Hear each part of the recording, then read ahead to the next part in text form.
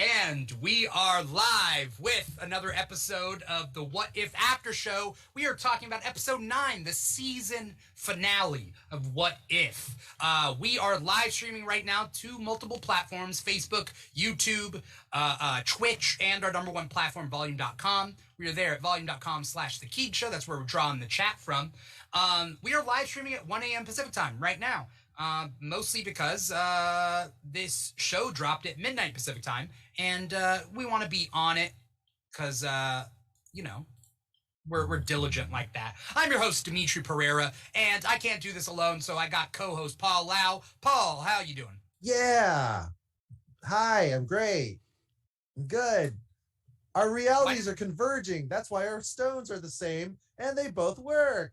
I just explained it. Explained everything. Wubba lubba dub dub. I mean, is that Rick and Morty? Yep. Okay. I mean, we will definitely talk about those stones. But Paul Lau is the co-host. I'm the host. We also have guest for today, the season finale. We got Michael Mead, everybody. You may know him on TikTok as For the Love of Comics.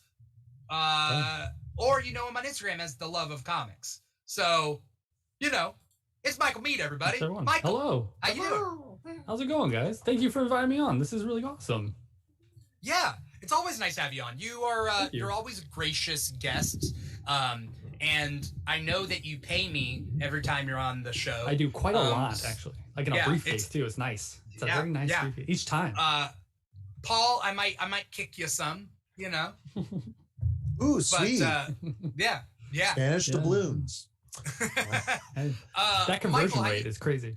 Yeah. How you doing today, Michael? You having a good day? I'm doing very good. Yes. Thank you very much. I was just excited to watch the final episode. I'm just excited to talk about it. Thank you for inviting me on to do it. I finally have someone, not just talking to myself at like 1 a.m. So it's great. Yeah.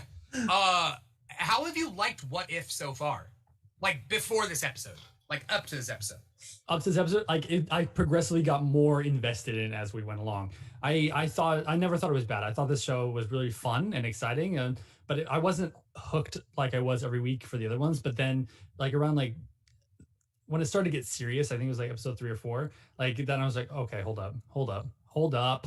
I need to watch every episode of this now at midnight when it comes out. So I love it. I think it's really cool. I think it's setting up something very, very fun too. So. Especially with was it season 2 being announced and what that's going to take place with. So,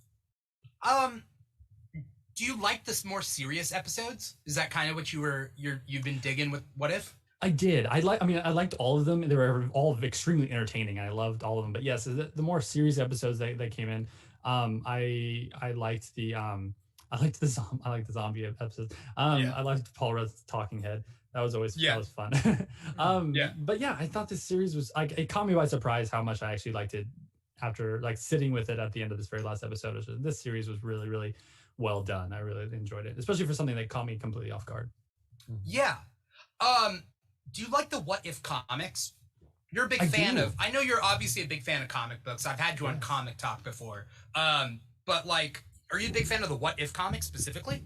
I totally am. I think the What If comics are extremely underrated. Any of these like different What If comics, like DC has Elseworld comics, right? They're What If this happens in DC? They're called Elseworlds. But the Marvel What If series is completely underrated. And Marvel Comics is doing this thing now where they're making, instead of, it used to be that there were each one issue stories, right? And they would do a different thing every time, just very much like what we had seen through this series.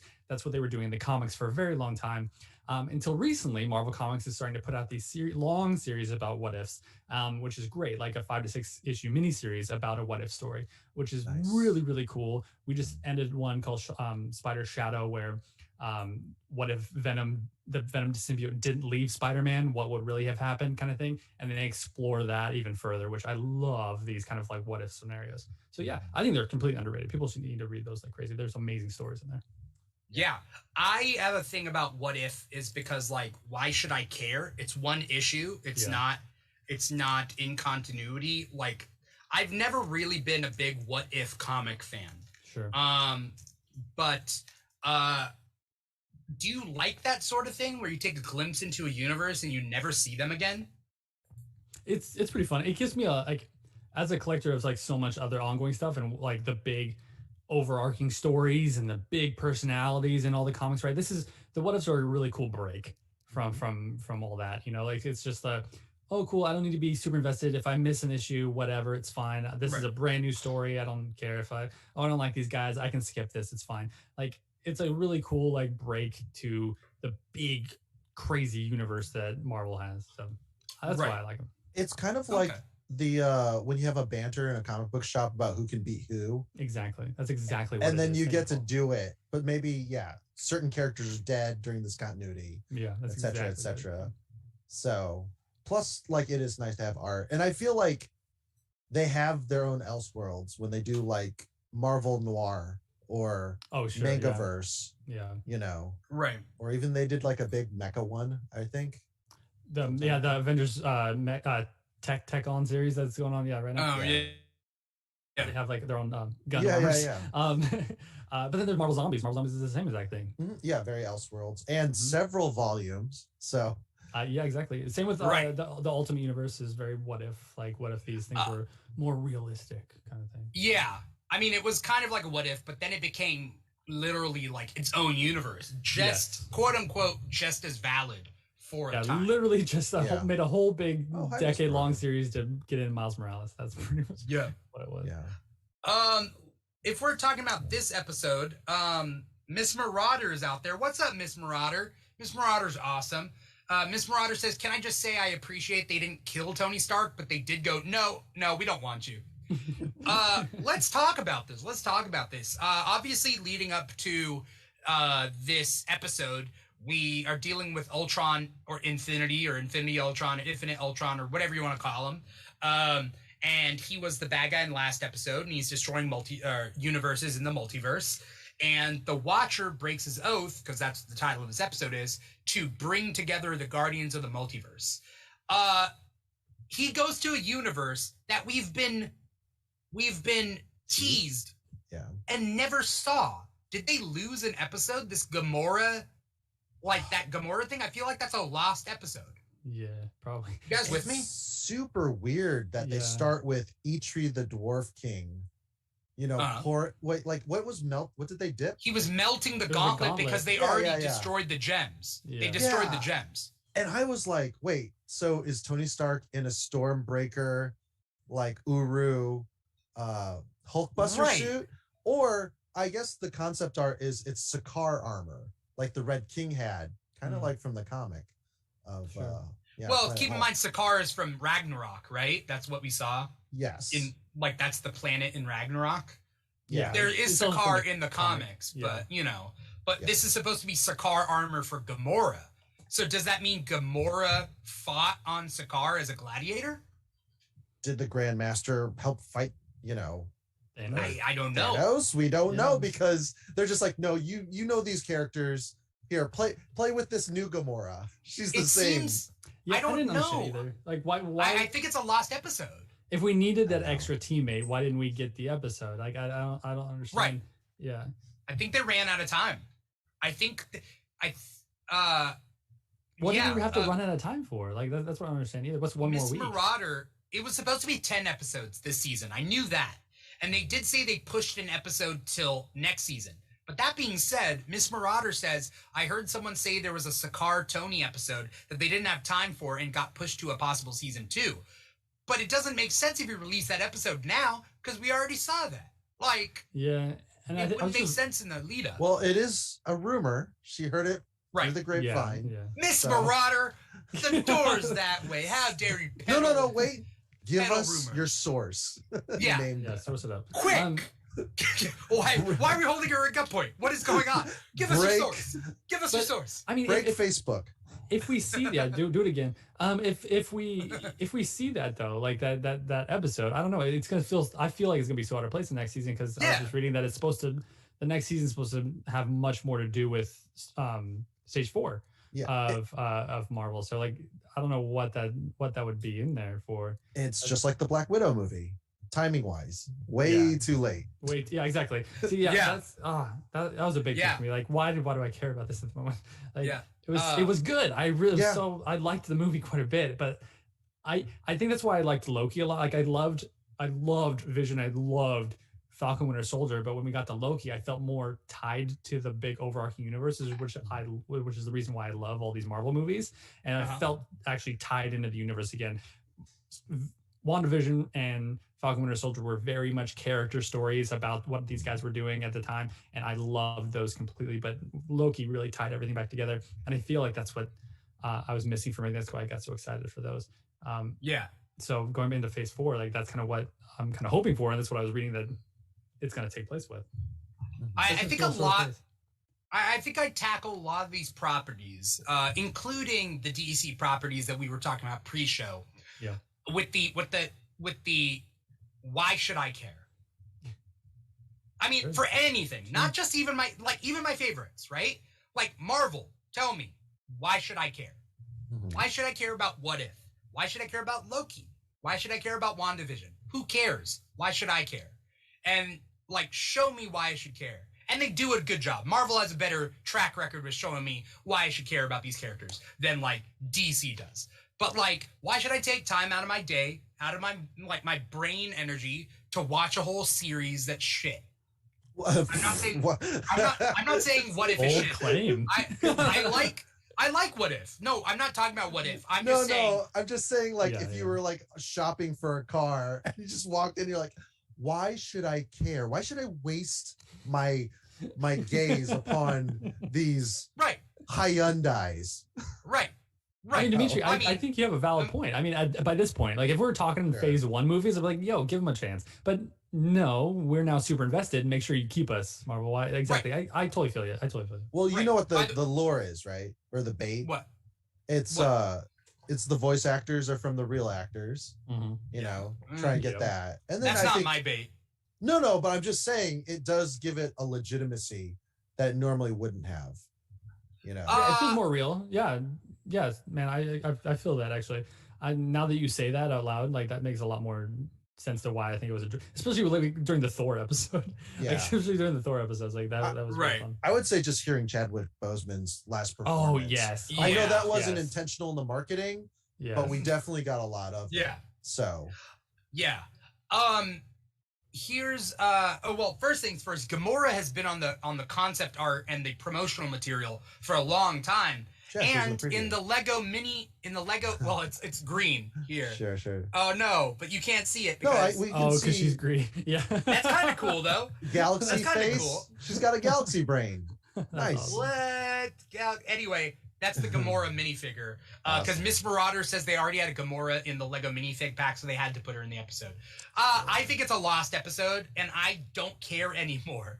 Like I don't need to see the lead up to that because it's already happened. What's the point?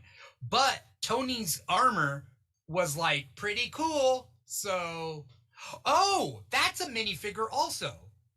Not a minifigure. That's a Lego set. The Sakaar Tony suit is a Lego set. So it must be an episode that they had to like scrap or push back. That's a cool Lego set. One of the TikTok people I follow. Yeah, one of the TikTok people I follow like rates Lego sets, and he's like, that was a great value per brick. So if everyone wants it, it's the value per brick guy. Per brick, yeah, that guy. The value per brick guy. This is phenomenal. So yeah, I know that value per brick guy. He's the only guy I ever hear say value per brick. Yeah. Because why and would it gets me? Measure... I was like, he's good. He knows it. I'm on board. Why would you ever rate a Lego set on value per brick? Okay, let old man Paul tell you. Back in my day. Well, so back when there was to get you a whole trunk of Legos. Blacktron and Space Police and Magnetron.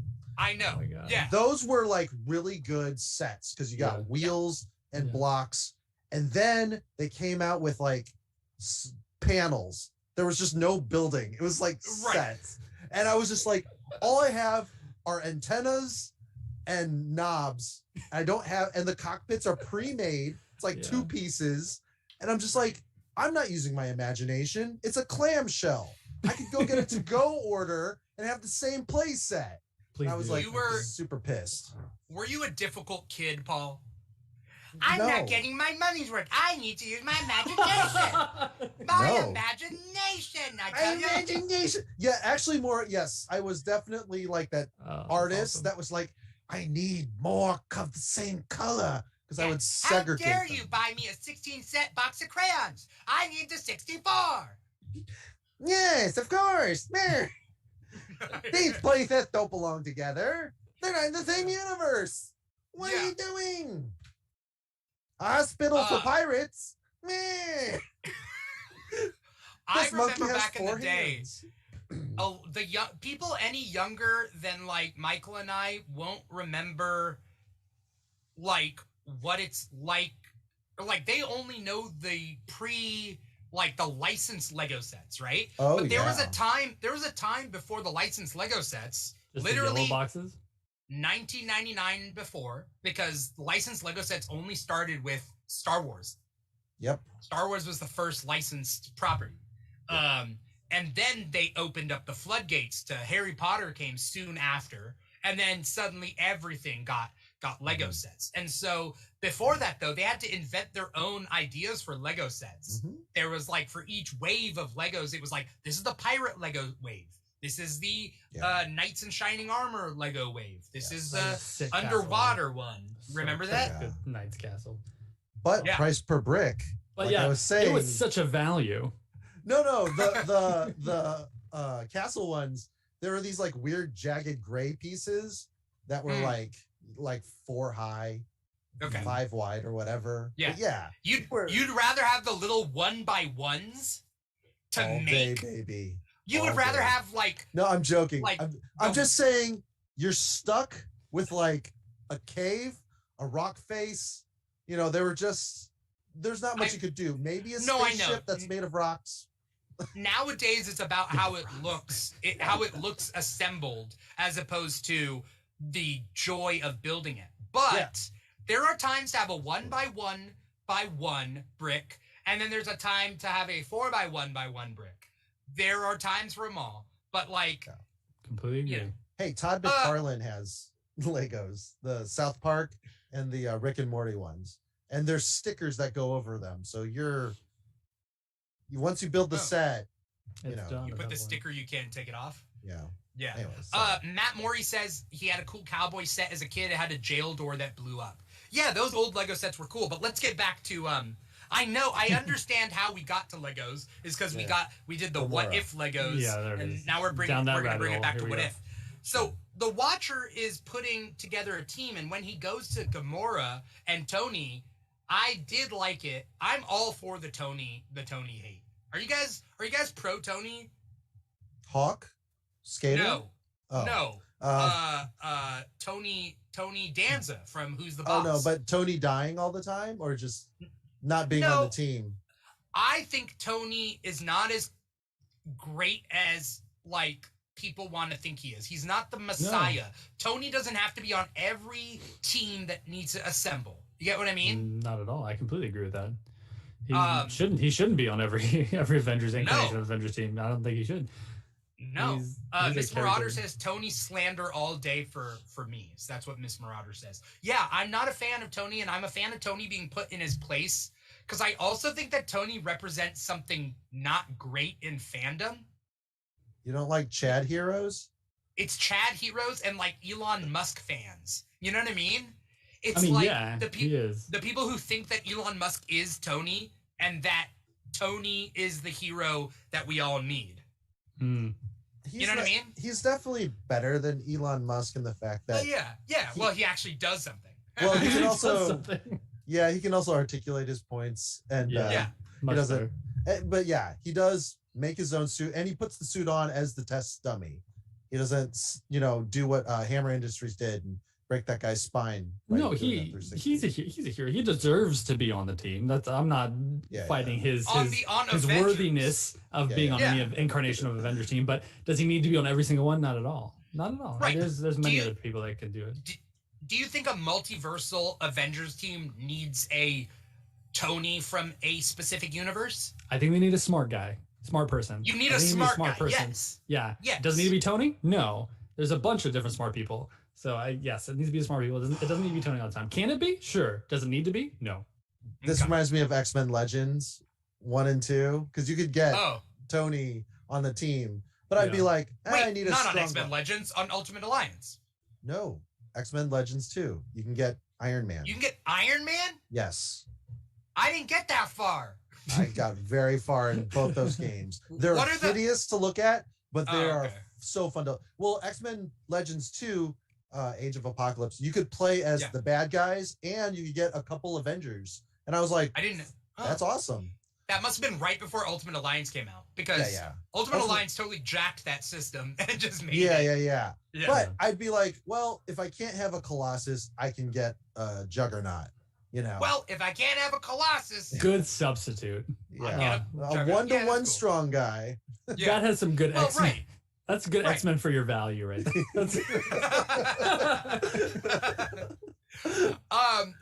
When you're putting together a team, it makes sense, and we saw a lot of the characters that we've seen already. And then I was like, which universes did they skip? And they ended up wrapping it all up, which is nice. Every universe that we visited, they figured it out, and I was happy for that, because I was like, why didn't they bring in Spider-Man with the cape? I thought they would do that, but they didn't. But I'm fine with it. They dumped a bunch of zombies like out of a cereal box. just to get the prize at the end, which is great. Which is It's weird to see her emote because she's a zombie, but she's disappointed. Scared. Well, no, she does her wiggly woos, red wiggly woos. Yeah. And then Ultron is like, that was what did he say? I don't remember. He didn't say disappointing. He kind of just shook it off. That tickled my urethra. Close. I don't think he said that. That tickled my urethra. Now give me the Allspark. Yeah. Roll out. Roll out my urethra. Ew. No. No, thank you. No, thank you, Big Bot. Hey, Ratchet. Anyways. Hey, Prime, look, I'm just a Brooklyn robot named Wheeljack. I can't work with that. Anyways. What'd you guys think about that lineup? The team? The team. I like. Was there any flaws that you saw on the team? Because let's be honest, the Killmonger's on the team. I'm like, but he knew. Oh yeah. The Watcher knew the whole time. Yeah, that's what Strange said when he wrapped it up. Yeah, he knew this is how we had to go. Because Strange figured it out towards the end too. He's like, oh, this is the way it has to be. That's right. Because without Killmonger there, Arnim Zola would have had the gems at the end, right? Yeah, Arnim Zola would have taken him over. Yeah. And so you needed someone to fight it of equal power, and Killmonger was the only person. Now, I have a question. I don't know. Do you think we're going to see any of these incarnations in Multiverse of Madness? Do you think we might see a glimpse of a evil live action version? Doctor Strange. Do you think we might get an demon Doctor Strange for a second? Like, do we see, or do you think we're going to see any of these incarnations for a second? I don't like that TikTok that's like, this Strange is not this Strange. It's the What If Strange, because it's out of character for him to be. I know. I do think the No Way Home Doctor Strange, not the first part, but the one on the train, is an alternate version, because he's dressed darker and he looks evil. That's what I think. I don't think the original Strange is evil, because people. Okay. How do I put this? There's a lot of leeway and benefit of a doubt and redemption given to specific characters, specifically white male protagonist characters. So Tony Stark gets redemption all the time when he's rather quite a shitty person. I mean, he never paid for Ultron. Right. John Walker in Falcon Winter Soldier gets a really quick redemption arc, which I still don't believe it's earned. Doctor Strange, even in this, Doctor Strange destroyed a whole universe. Why are we acting like he's a hero? Well, didn't he say he was like self-loathing? Like he has when he's holding the little prism. Yeah, I mean, he's essentially still in prison for himself. He can't leave that. Right. Yeah. Right. He's like, I'm not doing anything, or he doesn't have. Besides, he doesn't have a home to go back to. Right. but neither did Black Widow, which we'll get to. But I have nothing but time. She technically did have a world to go back to. There's just no one there. Yeah. There's just no one there. Dude, that would Doctor Strange world literally got sucky. evaporated away. So That's like Doom Patrol when they're on that painting. yeah. They put Mr. Nobody. Oh, yeah. And then Yeah. Beard Hunter, I think, is with them. Beard Yeah, Hunter. Beard Hunter. Yeah. He just, I forget all about those seasons. I'm in the baby. new season right now. He's so good. Oh wait, is it on right now? It Yeah, started? the new season's out. It's 5 episodes in. Okay, gotta get that. I know. back I discovered a couple weeks after it first premiered this new season. I was like, oh yeah, new Doom Patrol. I got a binge now. Okay. So yes. Welcome to the What If After Show. Stay on target. Yeah. Stay on target. Stay on target. Thor was there. Like, it was just kind of a weird team. I Las would not have put Vegas. together this team. I did like that. His catchphrase being "Viva Las Vegas." I love Ultron. It's like, I've never heard that before. All right. Yeah. I've never heard that before. Yeah. Yeah. But like, I would not have put together this team if I was trying to put together a perfect team. Well, yeah, probably not. I mean, they weren't terrible. I mean, you get Thor. He's still Thor. I mean, he's a himbo, but he's still Right. he's still Thor at the end of the day. And Yeah. you have Black Widow at the end of the day, and you have T'Challa. He might not have the Black Panther powers, but he's still T'Challa. He's still ridiculously smart and cunning. Sticky fingers. Yeah, and plus now he is a trained thief and leader type, and then you Right. have the Captain America type with Captain Carter. So I don't know. Yeah. It still feels pretty well rounded to me. Yeah. I do like how Doctor Strange was trying to tempt a toast, and he had been alone in that prison for so long that he just started rambling, because that's what you do in isolation. Yeah. So Yeah. wow. I was expecting T'Challa to make a better speech, but he didn't. He was just like, That was for the good. Guardians. it served the purposes for new company. It's not the Mhm. same as like when everybody's, Yeah. Yeah. How did you guys, just in general, like, how did you guys feel about this episode? Michael, I'll let you go. About this episode, yeah, I mean, it felt very Avengers. Like, we finally got the team up. We're all together. Yeah. Big boss battle. It was an Avengers movie at the end. So it was just shrunk down into 30 minutes. And so it was. I enjoyed. It was very entertaining. I liked the little callback. I liked the end send-offs. I really did. Giving Black Widow, and like it's very our world watcher to interfere. So it was really good. Paul, you have any thoughts? Yeah, I'm pretty quick, but when it comes to like appreciating like the art, I felt it went really fast, like a series of flashes. I knew what I was looking at was brilliant, but my brain just could not process certain things. In this final episode? Yeah. I had almost thought it ended like early each time that you would think it would end, Oh, yeah. But thankfully Killmonger did kind of like, at that point I was like, oh, thank goodness, he's gonna cash in. I mean, again, it's one of those like Deus Ex Machinas where he's just really good with the Ultron head that happened to be carried in. You just do it. Yeah. So Well, he's shown in his episode to be just really good at the robotics, right? And that Ultron was designed by Tony, so it's like he's smarter than Tony in that universe, right?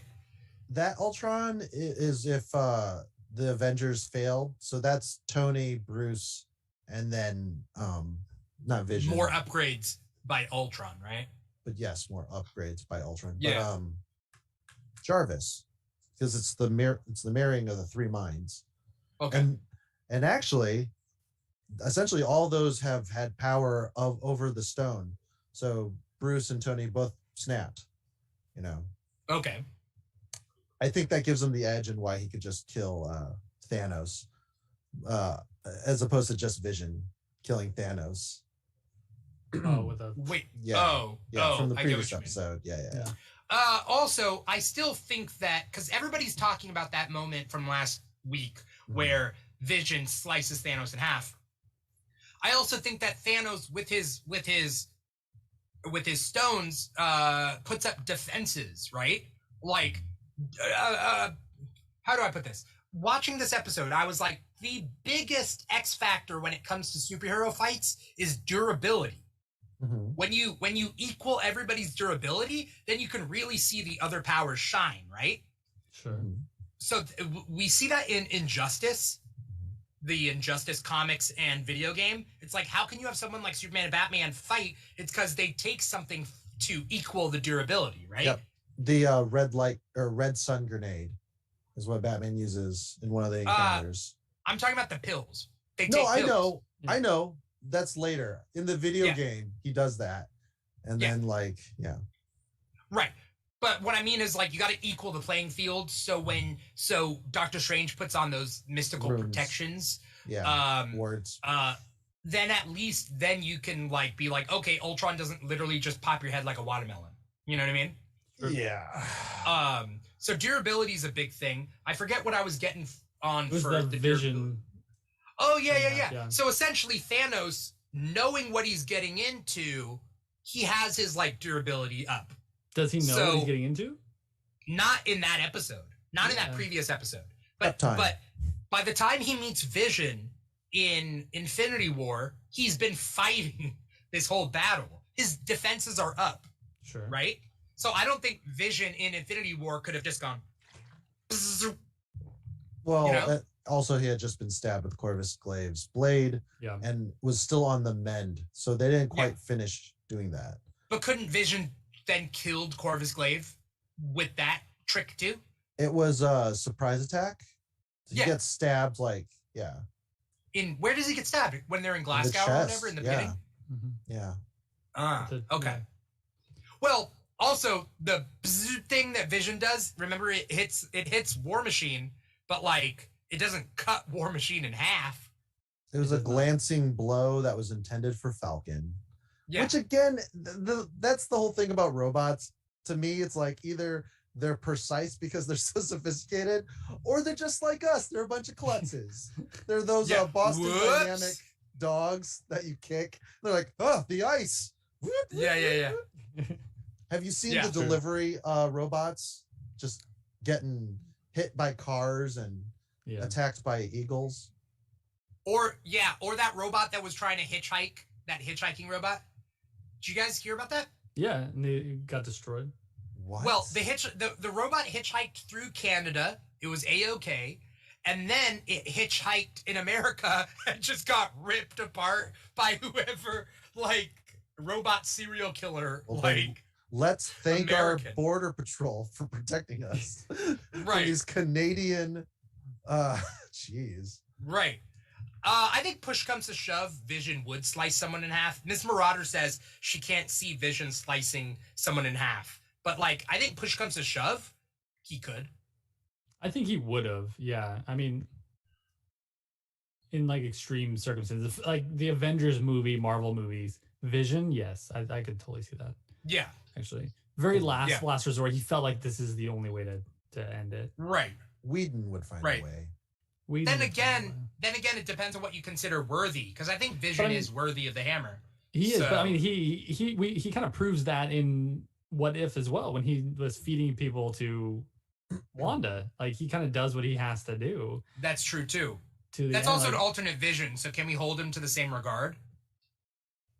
Different experiences. So sure, I understand that. Right. But he also like brought down was about to bring down a whole building on a place where, you know, Cap was about to be in Civil War, right? Like, of course he was trying to stop him. He knew he wasn't there, but like he can take it to a next level if he needs to. When did he do that? In Civil War, when Bucky and Cap were running towards the Quinjet, he starts taking down the building before they get there. Oh. Mm-hmm. Yeah. Okay.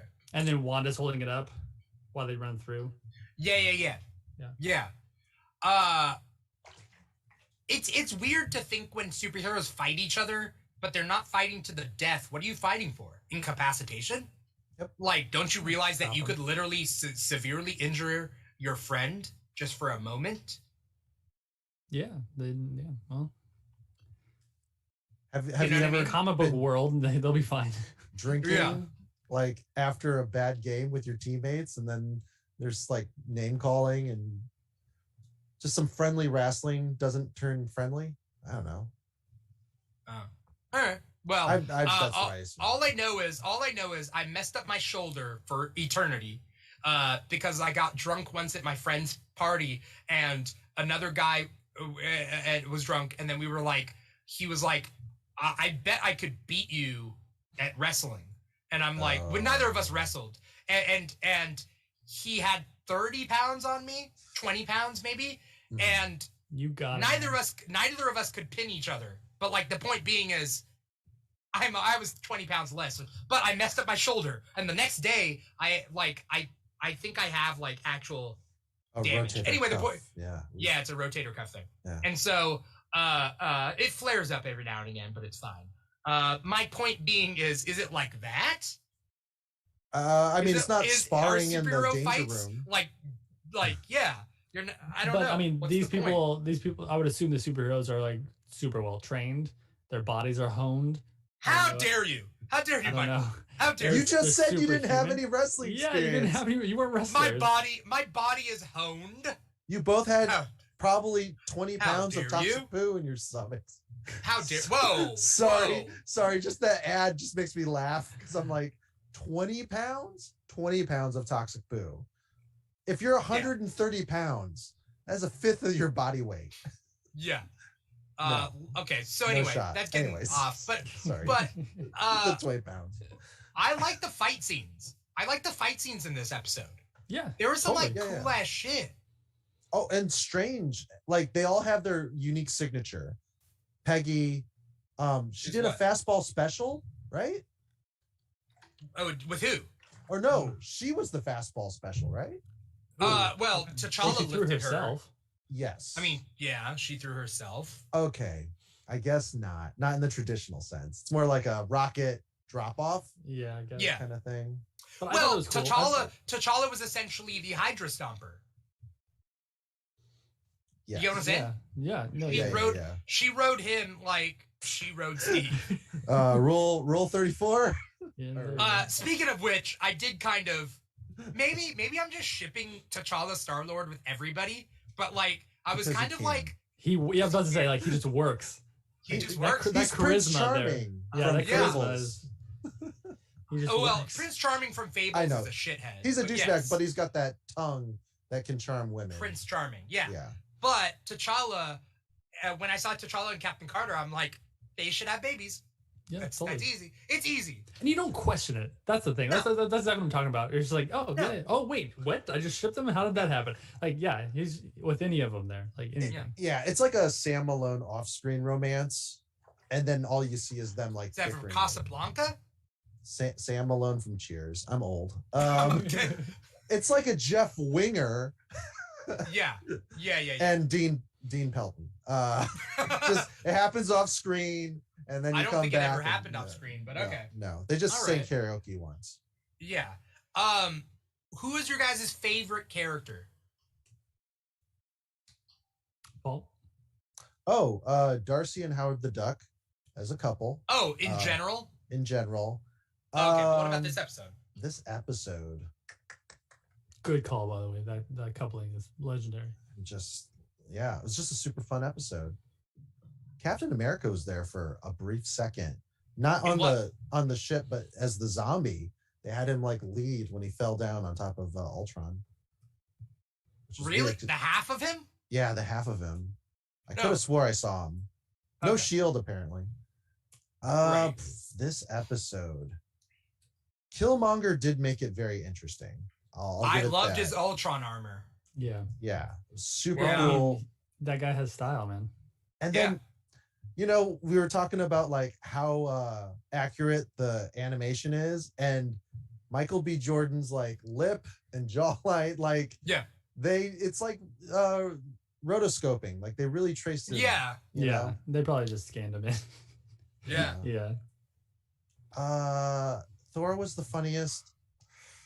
I guess. I mean, the thing is, Doctor Strange's magic, like you said, Dimitri, we have yet to see it in the real. Well, we saw it in Endgame a little bit, or Infinity War, and versus Thanos. Yeah, versus Thanos. Yeah. And we all are thirsting to see more. You know, he had the 3 dragons come out. Like, that was super. Yeah, some dope. combat magic would be phenomenal. Right. Yeah. Right. So I'll give it to him. So who did you pick? Doctor Strange. Doctor Strange. Doctor Strange did work in this. He did. Yeah. He put his time in. He even built the bar for Peggy, so that was nice of him. Yeah, that was. Or nice was that the Watcher? I thought that was the Watcher. Did Doctor Strange said he did the research? Yes. He created it. Got it. Yeah, you're right. Yeah, and then he got everyone a drink, their favorite drink, by the way, because he pulled out a platter. Yeah. What did they drink? Like, what were? One was like a margarita. I saw shots. Yeah, shots. I saw some shots. I think Killmonger takes a shot. Yeah, Killmonger takes a shot. And somebody else did too. Whoever's next to Killmonger took a shot. T'Challa. Gamora. It might have been Gamora. Oh, it might be Gamora. Yeah, I can see that. Yeah. I think Gamora and Killmonger took a shot each. I really want to like Gamora, but all I can do is just be like, well, we didn't get that episode. And like she barely did anything in this. Yeah, she didn't really do much in this. Did she disappear at a point? Like, she showed us that the Infinity Grinder doesn't work on these Infinity Stones. Wasn't that the whole thing? Yeah. Also, an Infinity Grinder just seems whatever. Just call it Infinity, and then it's the MacGuffin. Infinity Crusher. Infinity Crusher, right. But it was like, it was weird because it seemed like a rather mechanical process. So why would it not work on it? It's just a matter of grinding down the stones. It's infused. Yeah, but it's honed to her stones. Honed. Yeah. Oh, like my body's not honed, Michael? That's exactly what I was getting at. How dare you? Sorry. Miss Marauder says the fight scenes were ridiculous but great. Like, how high can Peggy jump? I don't care. It looked fun. Yeah, how high can Peggy jump? How much damage can Black Widow take? Yeah, that was my big thing. Was when she got thrown around a lot. I know a good majority of it had the protection spell on her, but not that last one. It was gone by then. Red Room. I think she was my favorite. I think Black Widow was my favorite. Maybe. I liked all the shit that she did in this episode. And I feel sad for her. And then I feel happy for her at the end. And I also feel sad that we should have had a competent Black Widow from the get-go. A well-written, competent Black Widow from the get-go. And it sucks so much that she was wasted. You know? She was really sidelined in the previous episode. Her and Clint, I would forget when I would see Ultron doing stuff. Yeah. In their episode? Yeah, because they were just off doing side missions after they survived the initial nuke attack. And then the Watcher and Ultron are just like battling across the stars, you know? Captain Marvel fights Ultron. Like, there's all this stuff happening. Right. And those two are kind of like, oh, yeah. We're talking to Baron. Well, they're doing their side quest. Yeah. I forgot that happened last episode. See what I mean? Yeah. Yeah. And then the arrow, too. I was like, oh, right. The arrow. Like, having a week in between. Yeah. I forgot about the arrow. And then when the arrow was shown, I forgot that it was Arnim Zola in the arrow. I knew that. It's just, like I said, I thought it was a virus. I knew it was a virus, but I forgot it was Arnim Zola. But I mean, that kind of goes more towards your point, Dimitri. Like, compare the two in their episode, Clint Barton and Natasha Romanoff. Like, look how much damage he took compared to Black Widow, right? She's fine. Like, she's just struggling emotionally. He lost her arm. He is struggling. He is done. Like, she is so on point. So I totally see what you're saying. That she was like your favorite character. I understand that one completely. I miss the idea of a competent Black Widow in the movies. It's just sad, and I don't think they'll ever make it up unless you can bring in Scarlett Johansson again. But I don't want them to. I don't want them to bring in a multiversal Black Widow to be in this universe. You know, the MCU. I don't know if they would after her lawsuit thing, anyway. So Well, they worked it out, so I know, but still, like, I don't know. I'm sure she probably wouldn't want to work with him for a while after all that. But it has to be in writing. She probably has really good lawyers now, like even better. But basically, you remember how James Gunn got kicked from Marvel? Yeah. And then when he came back, they essentially gave him an extra movie to do, which is the holiday special. Yeah. As a compensation. That's what I gather. So if Scarlett Johansson was to come back, or now that they've cleared that up, I'm sure there could have been a compensatory agreement to be like, No, totally. But I mean, speaking from like she's an actor compared to the director. The director probably has, more stories to tell with him. I don't know. Maybe she's kind of done with the character. Maybe Black Widow movie was supposed to be her kind of like, I'm kind of done. Yeah. Ready to move on anyway. So I don't know. I mean, I agree. But okay, we have a spark going on right now. I do too. I miss her. I do. She was wasted, right? I agree. No, completely. I'm not arguing that fact at all. I completely agree with you 100%. Why does she have a zipper right here? Like, what was the point of that besides the over-sexualization of her character? Like, this is so, like, not tactical at all. Like, it was... Like, I completely agree. I thought that she's completely wasted. Yeah, that armored up suit was kind of cool in this episode. Oh, totally. She had guns, right? Like, there's, like, a strap here with holsters, like a knife. Shoulder pads. It was nice. Yeah. 90s style was great. Yeah. 90s comic style was phenomenal. Yeah. Yes. When everybody had those giant blue blockers, like Boom Boom. Yeah. And then that jacket. If you were part of X-Force. Cable is the definition of 90s superheroes. Yeah. I was just talking about the female equivalent because that was the power suit and then the short hair. Yeah. Good call. Yeah. They deconstructed her though really well in her movie with the sibling rivalry. Because Yelena just being like, why do you always do that thing, criticizing her. So total poser. There's a cool analysis of Black Widow that I forget either who said it or whether it was literally said in the comics, and that is Black Widow is a spy who plays many roles, right, as a spy, and one of her roles is superhero. Yeah. And that her identity as Black Widow, the superhero, isn't truly Black Widow. It's her playing the role of a superhero. Yeah. So she's like Moon Knight. I mean, she's not. She has a personality in her, and she's more in control of that. Yeah. Just that it's more fake. Just that it's more fake, and that like putting her on a magazine, being like Black Widow of the Avengers says, "Here are 5 ways to keep your boyfriend" or something. It's just, it's not real, Yeah. Miss Marauder, I want to ask you guys this question. Miss Marauder says she has one more Peggy question. Do we like that she never stops talking about Steve, or is it to balance out his endgame ending? And I personally think they were trying to go with an endgame ending today, but they didn't. What do you guys think? Was it too much? I didn't feel it was too much. She was talking about Natasha a lot too, like her friendship with her that she was like adding on to. Like she seemed very leader-esque. I heard Bernard at least was me. asking. I didn't seem like it was too much to me, at least. Right. Yeah. I heard Bernard was asking about you. Bernard from accounting. Yeah, accounting. I'll never date a guy named Bernard or whatever. Yeah, she said, nothing good ever happens with a guy from like Bernard from accounting or something like that. Yeah. Bechdel test wise, definitely doesn't, pass because it's 2 girls talking about a man. Do they talk about? Oh, I know Bernard, but I'm saying in general, Steve. Did Black Widow after credits and Captain thing. Carter, did they talk about anything other than Steve?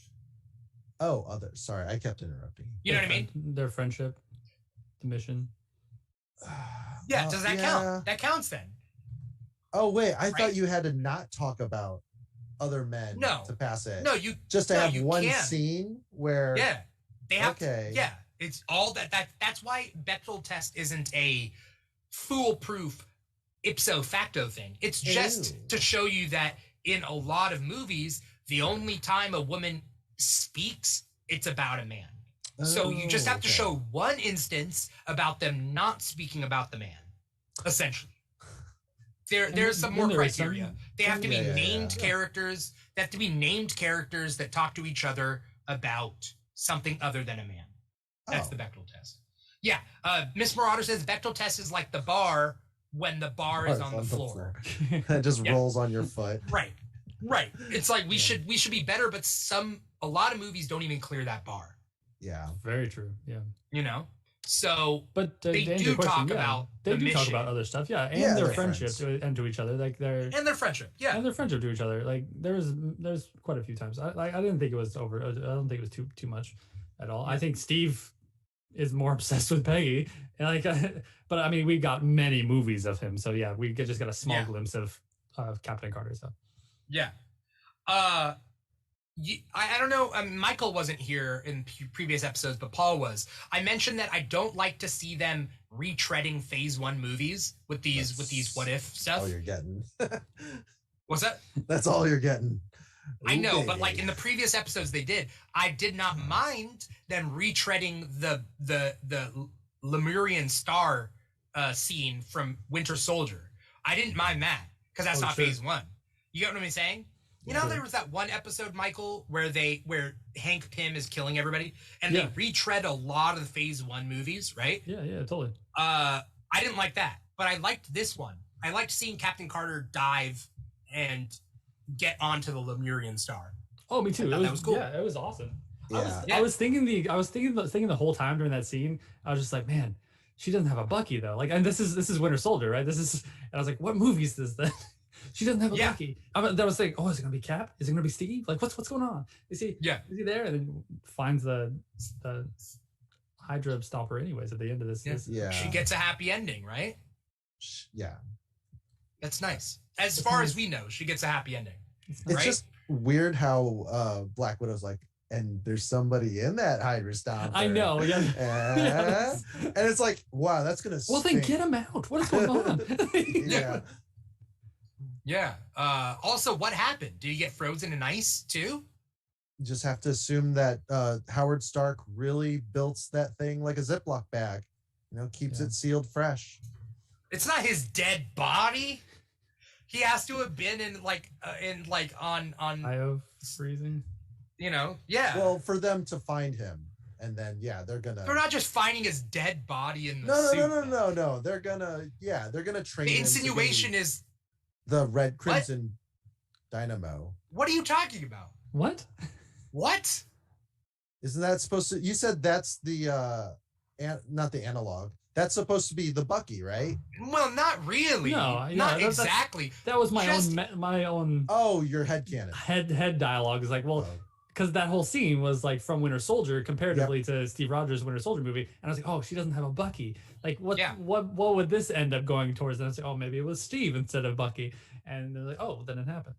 I think it was a gift. I think it was like, I mean, it could have been a gift from the Watcher, but it also was Peggy could have gone back in time, but the present needs her. But then she wants Steve, and there is Steve still here. So it wasn't that Steve is old, because let's be honest, Steve would have died 20 years later. Like, Steve is in bad shape. But like, even without this is him. Just asthma. This is him on suspension, like whatever, cryostasis or whatever. It has to be. So that's the illusion. Not that he's going to be Bucky, but that he's there to live a romantic life with Peggy. But I was under the impression, it's just speaking from the Marvel movie wise, that you needed like a super soldier serum to be on cryo freeze kind of thing. I mean, like, maybe he wouldn't have. Well, the only people that they were on cryo freeze were people that had some sort of super soldier serum in them, like the Bucky and then the other Winter Soldiers, right, from Civil War, right. And then Steve kind of did his own kind of crazy cryo freeze. Mm-hmm. He was super soldier. Who else would have been cryo frozen that didn't have the super soldier serum? Well, but Bucky loses his arm, falls in the ice, then they inject him like after in the comics, but not in the movie. He wasn't in. They found him like immediately because our arm Zolo was right there. Like, when did he lose the arm? When he fell off the train. Yeah. Oh, okay. And then they find him immediately because we see that in Falcon Winter Soldier. And then when I'm just saying when he fell, it's not like he was injected mid and then he falls down. I don't know, whatever. I mean, that's when he lost his arm and he was weak and everything. They take him in, they experiment on him. He has a version of the soldier serum. They put him on ice.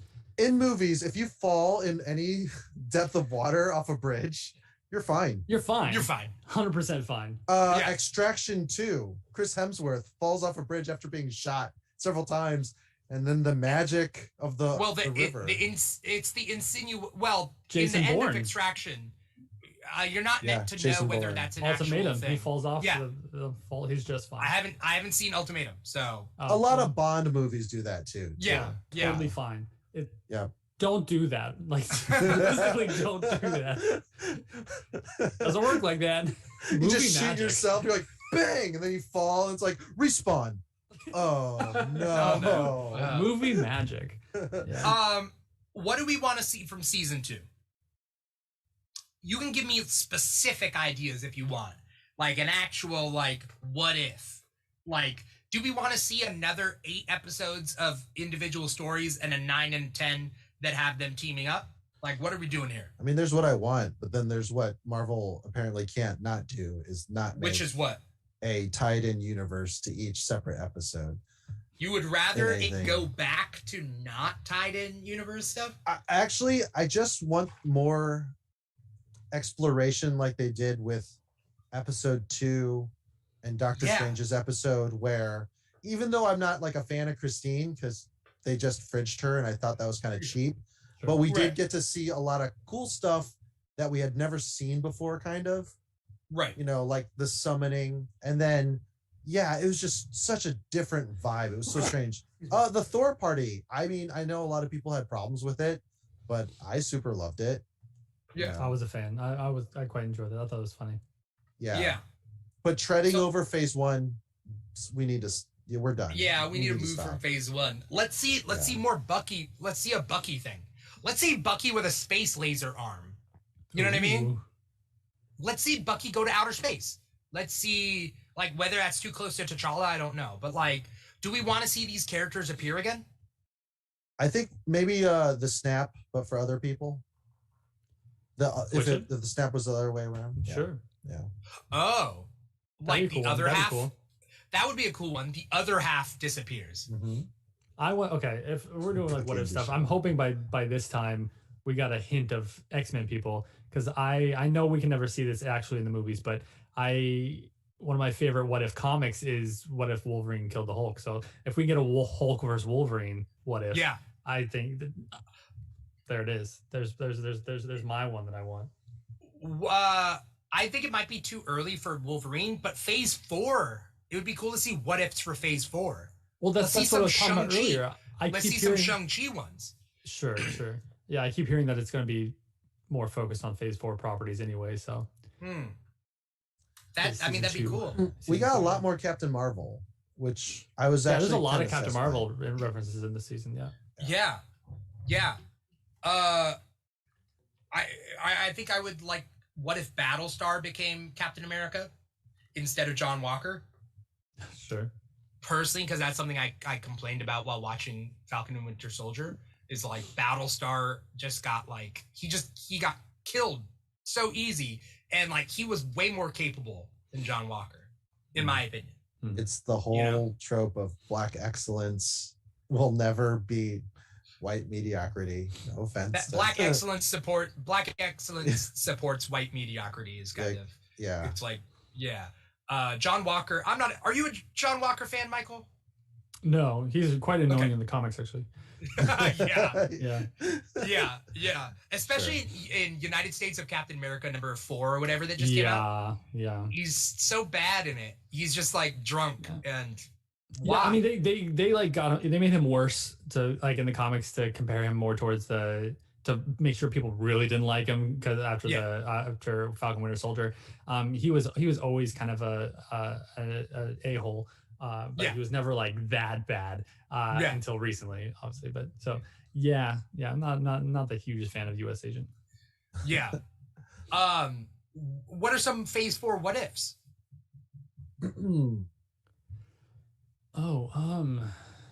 What if Ling got the rings? I mean, she basically has the organization. She has the organization, but what if she had the, you know? Yeah. There's that. I don't know. let's not like also do like powers. Like I feel like it's really easy to just be like, what if this person had this person's power, right? That's like super easy. Mm-hmm. But there has to be way more complicated, like cool scenarios out there, like the snaps and whatnot. Paul, what were you gonna say? Oh no, it's just like I'm trying to think about like the deviations in Shang-Chi, and it's like there's not a lot really. You'd have to utilize to deviate from. Yeah, because their power sets are kind of each family member's power set. So it'd be like, what if a mom didn't leave and they raised the family, you know, in that village? I forgot. What was that place called? Yeah. I don't know. Yeah. Okay. Well, I mean, you could say, what if Shang-Chi aligned more with his father? What if he became the perfect assassin instead, kind of thing? That would be terrifying, actually. But then you'd probably maybe get a crossover with him and Black Widow. They would probably have run in the very similar circles, actually. Right. Yeah. Winter Soldier, or like that would have been really cool. What if Isaiah Bradley did beat Crimson, or not Crimson? Bucky to death, Winter Soldier to death. Yeah. What? Because I mean, international incident, but I was gonna say Red Guardian because he apparently fought somebody. Yeah. Or we just get a Red Guardian episode. We probably just get Well, that's the thing, though. Here's the thing. What If isn't our only animated foray into the MCU.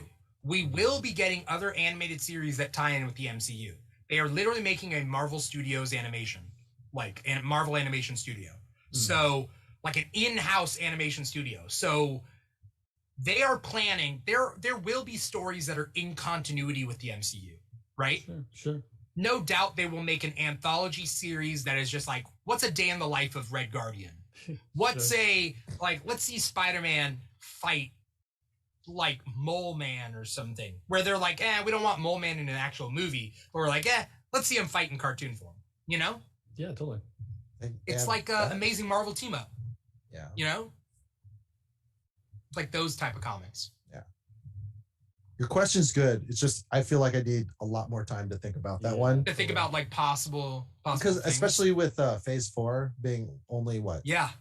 No Way Home coming up and Eternals. Yeah. What if the Inhumans took off as a good show? What would season 3 look like? Now you're just acting crazy, man. No. Hey, let's have an IMAX screening of the Inhumans. Yeah.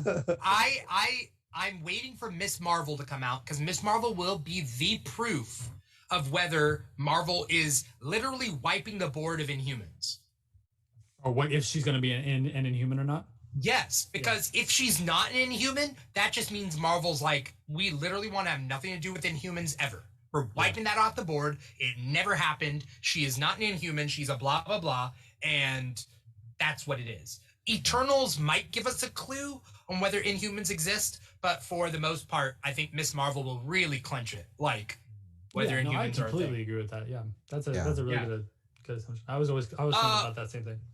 Yeah, we got a newcomer here. We got Caleb Richardson on YouTube saying, "What if Wanda didn't beat Agatha in WandaVision?" Thank you so much, Caleb, for that. Feel free to like or comment, or you already commented, like or subscribe wherever you're at. Thank you so much. But yeah, what if Wanda didn't beat Agatha?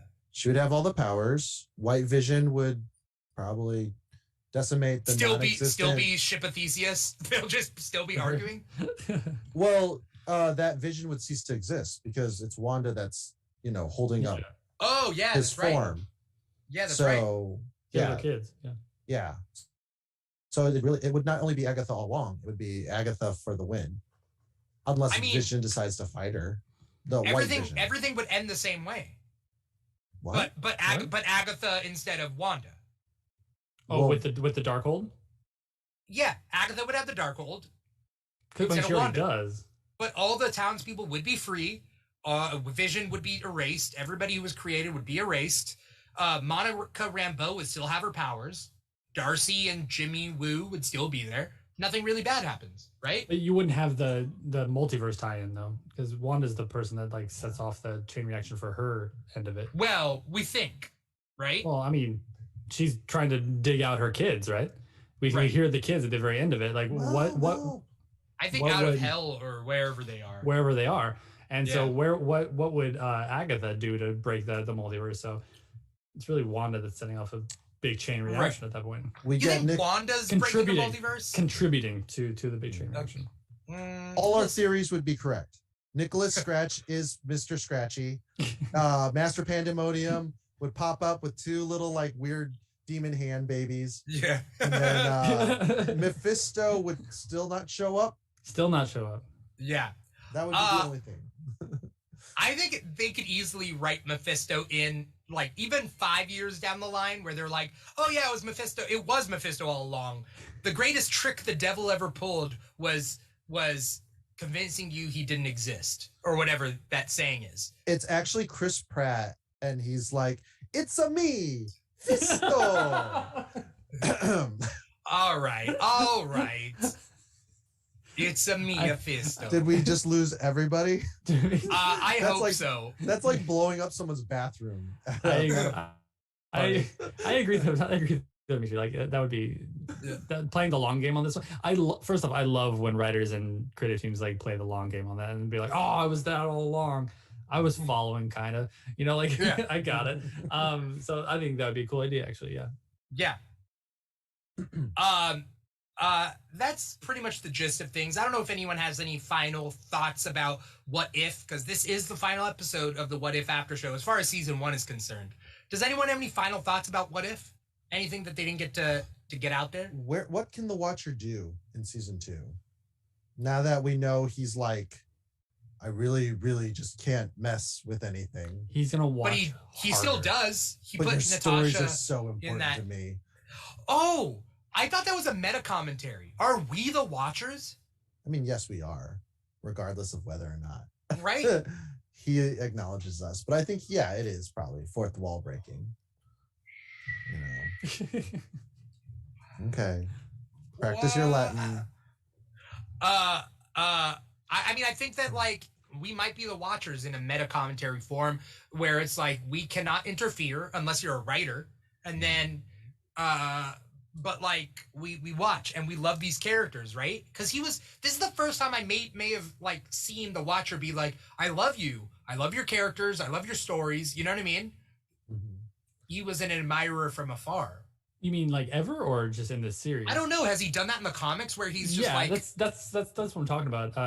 Uatu, like he's like the worst one. He actually literally went on trial with his other Watcher people because he was interfering way too much. Like that's what he does. The human race inspired him to be better. Than what he was to interfere. They inspired him to interfere. Right. So it's kind of in his personality. Yeah. There's always a top 10 list of when the Watcher, and then they had to expand it because he just did it so much. Yeah. So. Just a couple of final thoughts. Miss Marauder says, "Let's see more Bucky in the shower." Sure. And then Caleb Richardson says, "My theory was that Sinister Strange was going to be MCU's Mephisto, but this show completely blew that out of the water." Yeah.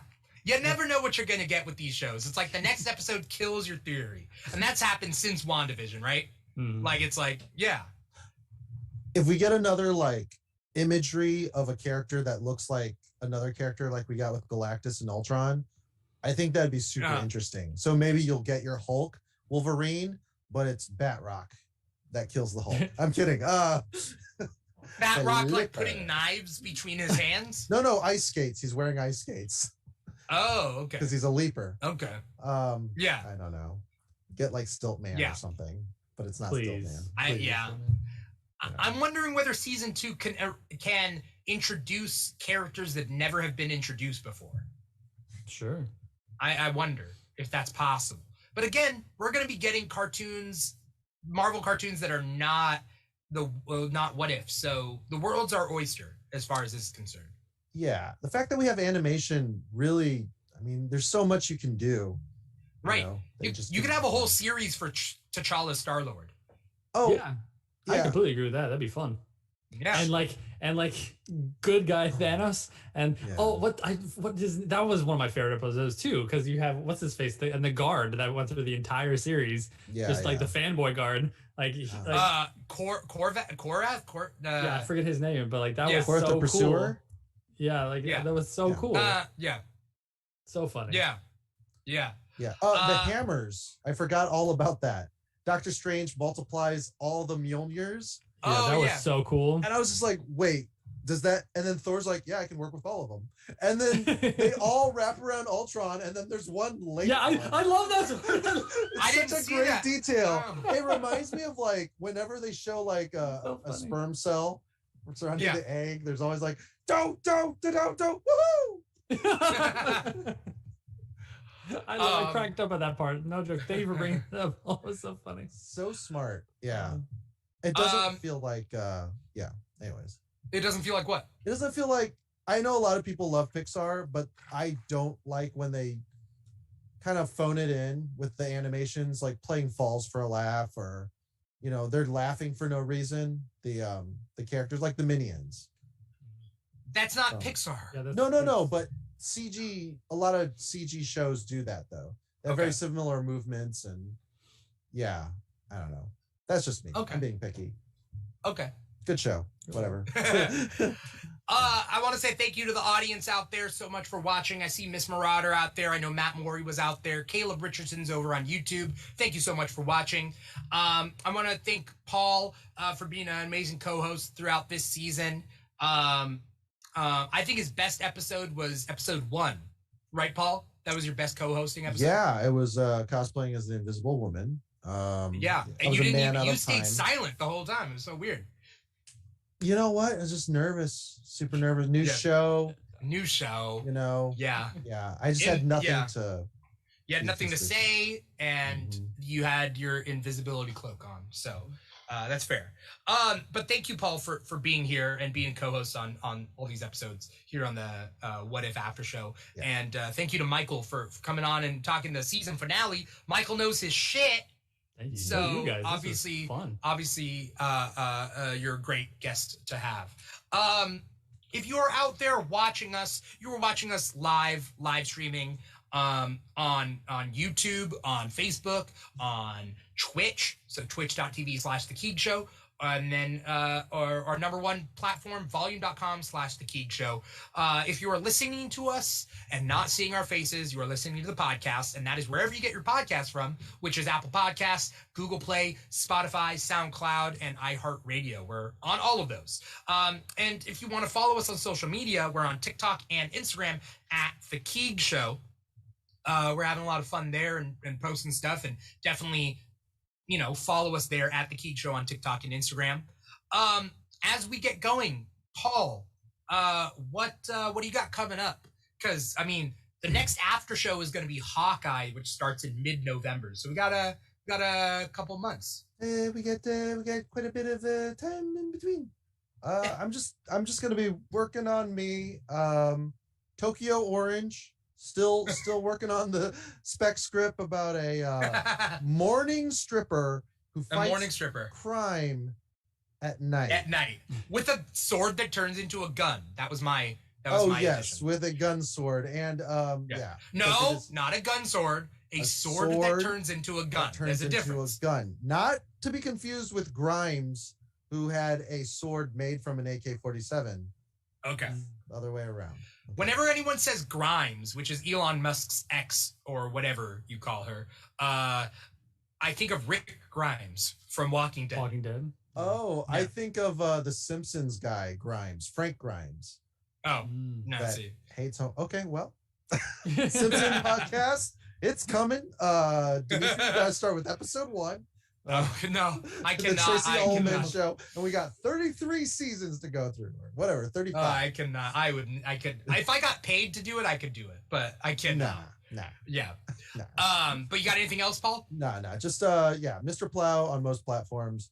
I need to finish up my battle pass on Fortnite, so maybe catch me as Venom. All right. Michael. Sure. What's your social media? Where can we find you? You got any plugs? What's coming up? Mr. Plow. Got it. Mhm. All right, Oh, cool. Found it. Thanks.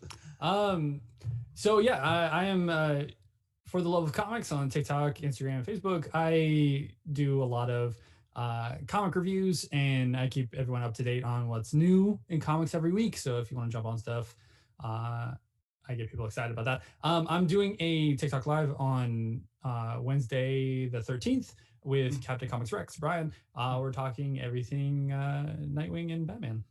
It's gonna be really fun. 7 o'clock. That's awesome. 7:30 Pacific time. Pacific time. Okay. All right. Cool. You guys are both great, Paul, Michael, to all the people out there who have been spending time and listening to us talk about something that we literally just watched. Thank you so much for sticking with the season. Our next after show will be the Hawkeye after show that starts in mid-November, and then we're going to do Book of Boba Fett that starts literally in the 29th of December. It's a double feature. Is it a double? Is it a 2-episode thing? No. Oh, no, but it is. It does overlap. You know that? Overlaps. Hawkeye's final episode and Book of Boba Fett are on the same day. So maybe we do a double feature of this show. I'm not quite sure. You guys are crazy. I'll get the we wouldn't have enough time. Oh, I believe in you. I believe. How do you watch an hour and a half and then do because it'd be an hour-long show and a half-hour show, right? Mandalorian was an hour, and Hawkeye actually might be an hour. I think Hawkeye's an episodes. hour. Yeah, it's live action. If it plays just early enough, because these episodes have been dropping at 45 minutes after midnight. Yeah, 11. I mean, so we won't be able to do back to back, but we'll figure it out, and we'll have both.